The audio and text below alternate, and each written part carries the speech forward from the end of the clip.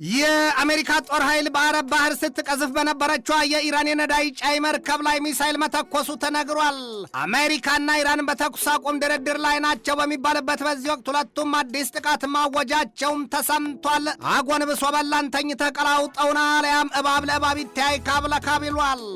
ኢራን ከአደራዳሪዎቹ ጋር የምታደርገውን ውይይት ማቆሟን ስትገልጽ፣ ትራምፕ ግን ድርድሩ ቀጥሏል ብለዋል። የኩዌት የአየር መከላከያም ዛሬ ሊነጋጋ ሲያቅላላ ጎህ ሲቀድ ጀምሮ በከፋ የሚሳይልና የሰው አልባ የጦር አውሮፕላን ወይም የድሮን ጥቃት ኢራን ስታበጥረው እንደነበር ተገልጧል።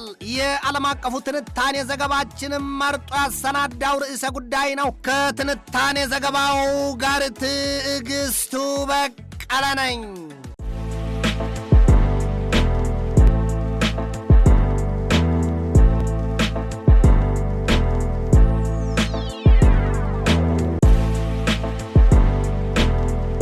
የቀበጡለት ሞት አይገኝም ይሏል። ቀድሞም ጥንቱን ነበረ እንጂ መጥኖ መደቆስ ይሉትን የሆነው የአሜሪካና የኢዝራኤል በኢራን ላይ የጣምራ ጦርነት አዋጅ ዛሬ መጀመሪያ ወቁኝ በኋላ ደብቁኝን ሆኗል ሲሉ የሚሳለቁበት ለቁጥር ያታክታሉ። የምዕራባውያኑ ብዙሃን መገናኛዎች ከፖለቲከኞቻቸው በሉ የሚባሉትን ብቻ ማና ፈርትተው አሁን ቅጩን እየዘገቡ ማሰራጨታቸው በተለይም ለእኛ ውሸት ልብሱ ውሸት ጉርሱ ለሆኑት ፖለቲከኞች የማይዋጥ ሆኗል ነው የሚባለው። ትናንት አመሻሹን የአሜሪካው ፕሬዚደንት ዶናልድ ትራምፕ በእነዚያ የብዙሃን መገናኛ ተቋማት ላይ ክፉኛ ወርደውባቸዋል፣ አብጠልጥለዋቸዋል ምን የተባለው። ፕሬዚደንቱን እንደዚያ በንዴት ያጦዛቸው ደግሞ በአሜሪካና በኢራን መካከል የሚደረገው ድርድር ቆሟል ሲሉ ማሰራጨታቸው ነው። ትራምፕ አሏቸው የእነዚያን መሰሎቹን ተቋማት ዘገባ ፎልስ ኤንድ ኢራኒየስ ሲሉ አብጠልጥለዋቸዋል። በሐሰት ላይ የተንተራሰ መረጃ መሆኑ ነው። ስሙን ለሰው አወረሰው ይሏል አበው። ትራምፕ ትናንት አመሻሹን በማህበራዊ መገናኛ ብዙሃን ገጻቸው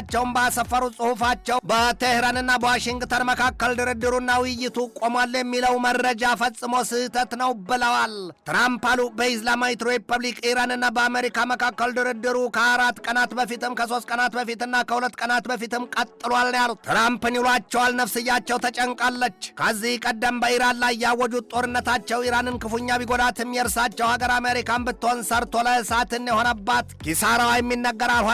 እናም የሀገራቸው ሴናተሮች ትራምፕን ሲወጡ ሲገቡ እየነዘነዙና እየጠዘጠዙ መቆሚያ መቀመጫ ሳጥታዋቸዋል ነው የሚባለው። ወዲህም አሉ ትራምፕ ከኢራን ጋር ድርድራችን ቀጥሏል፣ ሐሳባቸውና ውሳኔያቸው ወዴት እንደሚያመራ አላውቅም፣ እኔ ግን ይህንን ፍርጥ አድርጌ ነግሬያቸዋለሁ ሲሉ ኢራናኑ በአንድም ይሁን በሌላ ስምምነት ታደርጉ ዘንድ ጊዜው አሁን ነው ብያቸዋለሁ፣ ያለበለዚያ ግን አሉና ትራምፕ ትከሻቸውን በተለመደው መልኩ ከፍ ዝቅ አደረጉት። ምን ቸገረኝ መሆኑ ነው። በሰው ቁስል እንጨት ስደድበት ይሉትን ያስታውሷል። የኢራን የዜና ተቋም ታስኒም ኒውስ ኤጀንሲ በበኩሉ ባሰራጨው ዘገባው ኢራን በአደራዳሪዎቹ በኩል የምታቀርበውን ሐሳብ አቁማለች ነው ያለው። ኢራን የመልእክት ልውውጡንም ሙሉ በሙሉ ማቆሟን ዘገባው ሲያብራራ፣ ለዚያ ምክንያቱ ደግሞ በሊባኖስ ላይ የሚፈጸመው ብርቱ ጥቃት መሆኑን የተገለጠው። ትራምፕ ከኤንቢሲ ኒውስ ጋር በነበራቸው ሰፊ ቃለምልልስ ግን አውቀውም ይሁን ሳያውቁት የጠቆሙት ፍንጭ አለ። ያውም ኢራን ከአደራዳሪዎቹ ጋር የምታደርገውን ውይይት ማቆሟን ዋይት ሃውስ አያውቅም ብለዋል። ሆድ ሲያውቅ ዶሮ ማታን እንደውም አሉ ፕሬዚደንቱ። ይህ እኮ ከሆነም የድርድር ስልት ነው ብለዋል አላዋቂ ሳሚ ይሏል አበው። ትራምፕ ሌላም ያሉት ነገር አላቸው። ኢራናኑ ከውጊያ በላይ ድርድርን የሚያውቁ ናቸው ሲሉ ተሳልቀዋል። ዳር ቤተር ኔጎሽተርስ ዘን ዴይ አር ፋይተርስ። ግን ደግሞ ለእኛ አልነገሩንም ውይይቱን ማቆማቸውን ሲሉ ከንፈራቸውን ሸርመም ሞጥሞጥ አድርገውታል።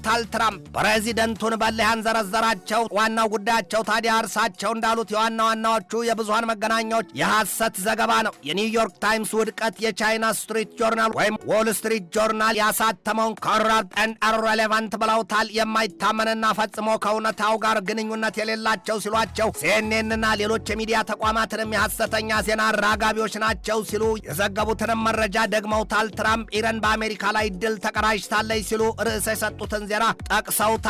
ቃል በቃልም ኢራን had a masterful and brilliant victory over the United States of America, it wasn't close። የዚያ የፕሬዚደንቱ የንዴት መግለጫና የብዙሃን መገናኛዎቹ የዘለፋ ቃላት ግን አንድም ሌባ እናት ልጇን አታምንምን፣ ሁለትም አባቱ ዳኛ ልጁ ቀማኛን ያስታውሳል ሲሉ የተሳለቁባቸው ስፍር ቁጥር የላቸውም። ትራምፕ ለጽሑፋቸው መዝጊያ የመረጡትና የተጠቀሙት ደግሞ ይህንን ይላል። ዴሞክራቶችና የብዙሃን መገናኛዎች ሙሉ በሙሉ መንገዳቸውን ስተዋል። they have gone absolutely crazy ነው ያሉት። የአሜሪካው ፕሬዚደንት ዶናልድ ትራምፕ ከኢራን ጋር በጥሩ ስሜት ውይይታችን ቀጥሏል።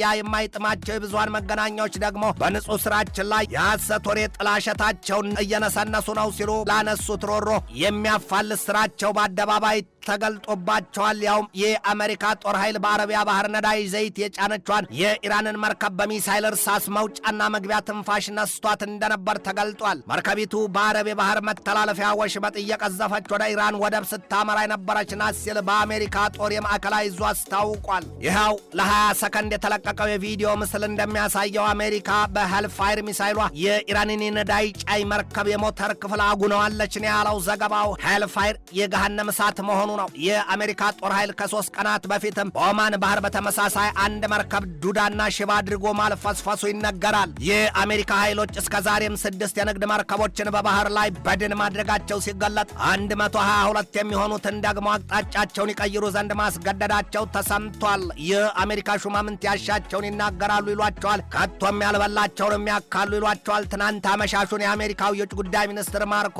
ሩቢዮ ለሀገራቸው ሴኔት የውጭ ግንኙነት ኮሚቴ ንግግር ሲያደርጉ ሰራ አካላታቸውን ላባጥ ምቆት እርሳቸው ግን ይህንን አሉ። አረ ለመሆኑ እኒያ የኢራኑ መንፈሳዊ መሪ አያቶላ ሙጅተባ ካሚኔ እየደረሱ ስምህ ማን ነው ቢሉት አባቴ ሙታላ ይሉትን መሆኑ ነው። ሩቢዮ ካፈሩ ሃይ መልሰኝን ሆኖባቸው ይሁን ሌላ ባይታወቅም በአገም ጠቀም ማብራሪያቸው የኢራኑ መንፈሳዊ መሪና የዚያች ሀገር ከፍተኛ ባለስልጣናት አይታዩም ምሳ ሲሉ ተደምጠዋል። የአሜሪካ ማዕከላዊ ዕዝ ዛሬ አንድ እውነት አምኖ አውጥቷል። ያውም የኢራን አብዮታዊ ዘብ ኃይል IRGC በባህሬን የሚገኘውን የአሜሪካ ባህር ኃይል 5ኛ ዕዝ ዋና መቀመጫን በሚሳይሎችና በሰው አልባ የጦር አውሮፕላኖች መጥቷል ሲል አስታውቋል። የኢራን አብዮታዊ ዘብ ኃይል በበኩሉ ጥቃት የፈጸመው በባህሬን በሚገኘው የአሜሪካ አየር ማዘዣና ሄሊኮፕተሮችንም ጨምሮ ማውደሙን የገለጠው። ኢራን ያንን ጥቃት የፈጸመችው ደግሞ በቀይ ሽም ደሴት በሚገኘው የኮሚኒኬሽን ህንፃዋ ላይ አሜሪካ ለፈጸመችባት ከባድ ጥቃት የአጻፋና የበቀል ምላሽ መሆኑን ዘገባው ያትታል። የኢራን አብዮታዊ ዘብ ኃይል ሌላም ከባድ ጥቃት መሰንዘሩን አስታውቋል። አሜሪካ ከትናንት በስቲያ በሆርሙዝ የውሃ ወሽመጥ አቅራቢያ ለመታቻት የኢራን ነዳጅ ጫኝ መርከብ የጥቃት ምላሽ የኢራን ባህር ኃይል የአሜሪካን ፓናያ የምትባለዋን መርከብ ክፉኛ ማጥቃቱን አስታውቋል። የኢራን አብዮታዊ ዘብ ኃይል በሰጠው ዝርዝር ማብራሪያም አሜሪካ በሆርሙዝ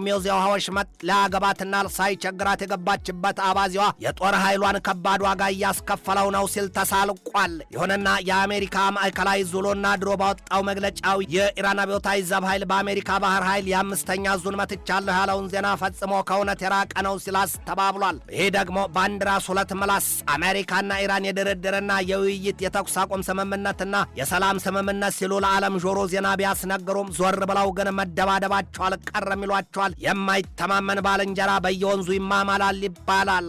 አፓ የዜና ምንጭ ዛሬ ባወጣው የማለዳ ሰበር ዘገባው ደግሞ የኩዌት አየር መከላከያዎች በኢራን የሚሳይልና የድሮን አበላ አሰነታቸውን አይተዋል፣ ክፉኛ ወድመዋል ነው ያለው። ኢራን በኩዌት ላይ ጥቃት መሰንዘሯ ይነገር እንጂ ታዲያ ስለደረሰው ውድመት የሚሆን ስላጋጠመ ሞት ይህንን ዘገባ እስካጠናቀርሁበት ጊዜ ድረስ የወጣ መረጃ አላገኘሁም። አሁን ታዲያ በዚያ የድፍን የመካከለኛውን ምስራቅ ቀጠና ውጥረቱ ይብሱን መካረሩ ነው የሚነገረው። በኢራንና በአሜሪካ መካከል ድርድር እየተካሄደ መሆኑና በአንዳንዶችም ዘንድ ተቋርጧል የሚባልለት ጉዳይ መላ ጠፋ ሆዷ ገፋን አለያም ቢቸግር ነው እንጂ ቢሰውር ስም ነው ወይሉትን ሆኗል የሚሉት በርክተዋል። የቸገረው ዱቄት ከነፋስ ይጠጋል የሚላሉ። ትንታኔ ዘገባውን ስናዘጋጅ በዋቢነት ኒውስማክስ ወርልድን፣ ፎክስ ኒውስን፣ ኒውዮርክ ፖስትን፣ ስታርስ አንድ ስትሪፐስን፣ ዘ ሮው ስቶሪን፣ ታይምስ ኦፍ ኢንዲያን፣ ሂንዱስታን ታይምስን፣ ኤዥያ ዋንን፣ ቢዝነስ ላይን፣ ቢቢሲና ጄሩዛሌም ፖስትን ተጠቅመናል።